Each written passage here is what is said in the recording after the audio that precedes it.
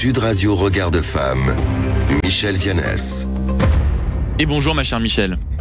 Bonjour Maxime. Merci beaucoup d'être avec nous ce matin, sachant que vous voulez revenir et vous tenez à nous parler d'un sentiment très partagé qui est celui d'un épuisement collectif, fatigue mentale, irritabilité, tension permanente. C'est le sentiment sur lequel vous voulez vous arrêter ce matin, c'est celui d'être finalement un peu tout le temps et tous à fleur de peau. Pourquoi ?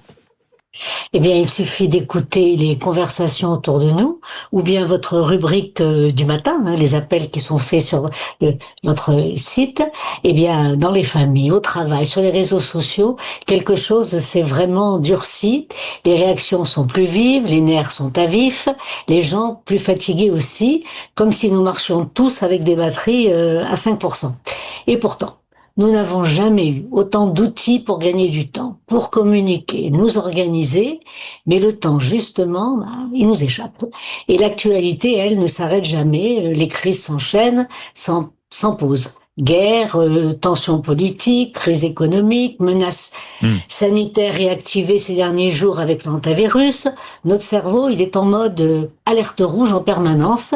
Même les moments de repos se volatilisent. On consulte son téléphone au réveil, pendant les repas, avant de dormir.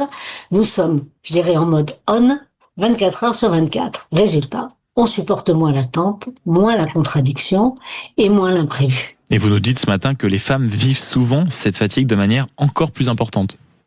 Oui, parce qu'à la fatigue générale s'ajoute souvent une autre charge, tout anticiper, penser à tout, organiser, désamorcer les tensions, gérer les émotions des autres, tout en étouffant les siennes.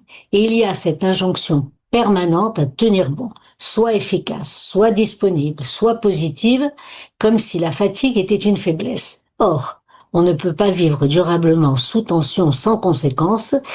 Et cet épuisement, c'est plus du tout un problème individuel. Elle contamine tout. Le débat public devient violent, les échanges stériles, et puis la difficulté à écouter vraiment l'autre, c'est de plus en plus croissant. Alors comment on peut essayer de se débrouiller pour retrouver un tout petit peu d'apaisement ? Eh bien, je crois pas qu'il y ait des recettes miracles, parce que cette fatigue, elle dépasse largement les individus. Nous vivons dans une époque où il faut réagir vite, être disponible tout le temps, avoir un avis sur tout, et immédiatement.